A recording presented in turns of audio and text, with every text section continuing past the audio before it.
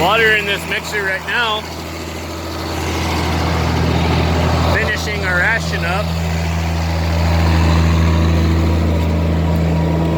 It's got about 660 pounds of molasses in it.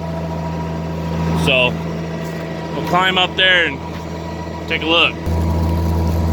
All right. So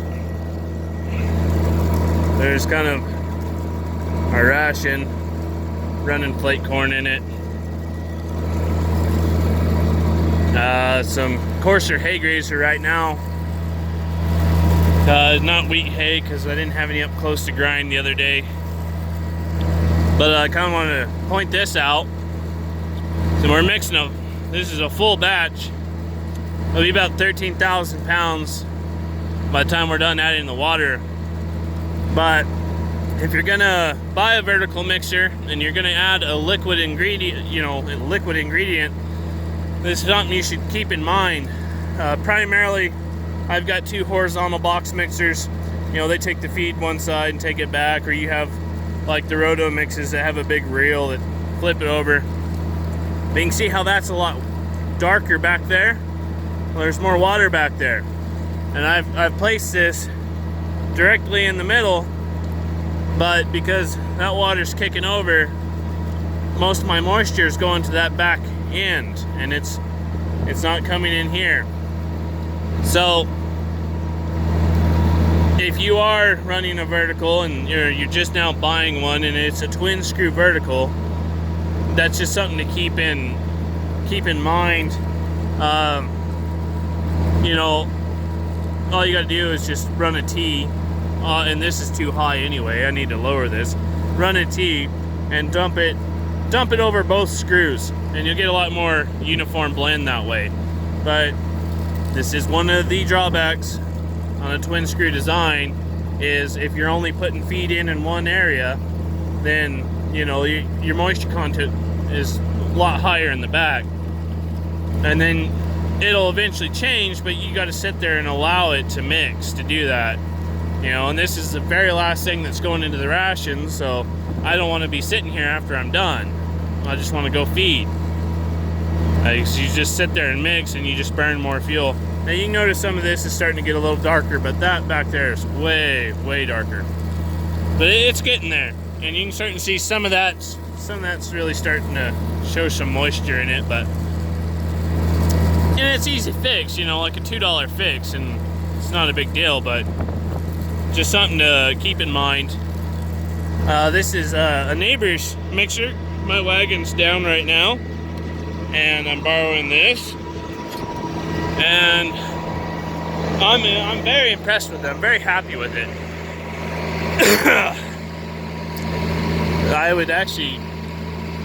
I'm definitely thinking about buying one of these things at this point, just for the uses that I have. My truck still has to be the primary mixer, because as you know, or if you don't know, in the spring and summer, my tractors are gone doing custom farming and farm work. So the truck, I always got to have a truck around, because I don't always have a tractor around.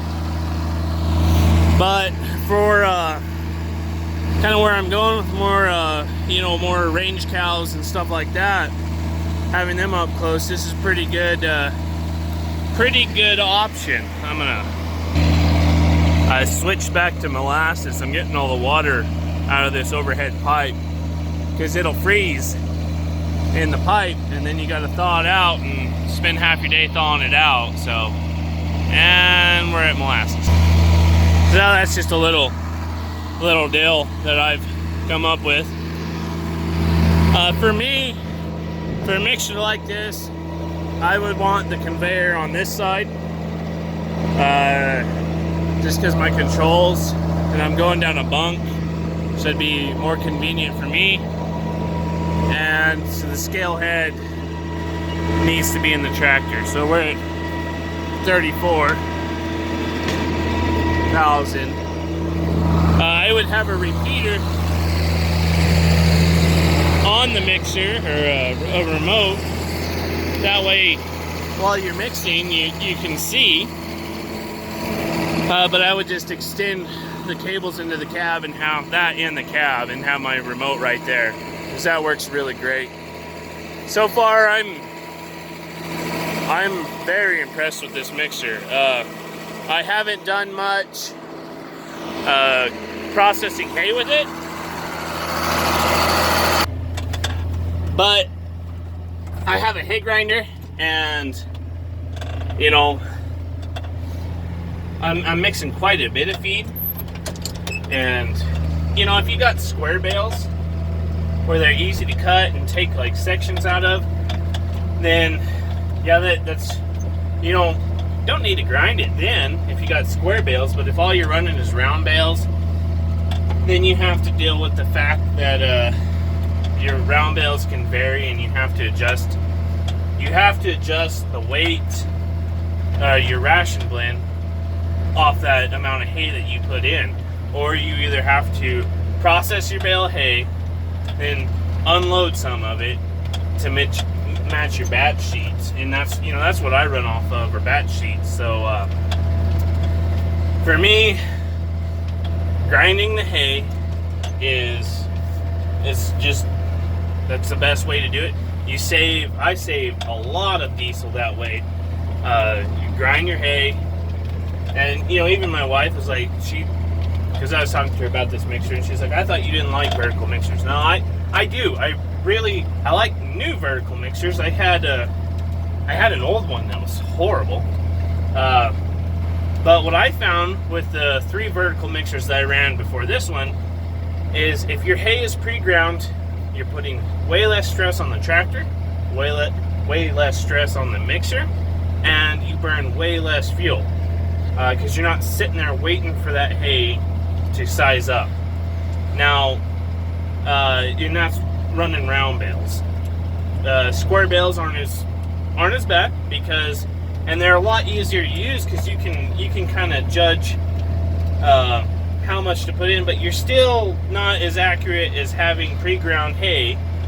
You don't have the loss, you don't have the grinder loss. That's a benefit, but it's really accurate with piles of hay, because you can feather it in with your bucket, and you get what you need every time, and you know, plus or minus a little bit if you go over, but it's very, very accurate, and it just saves a lot of time.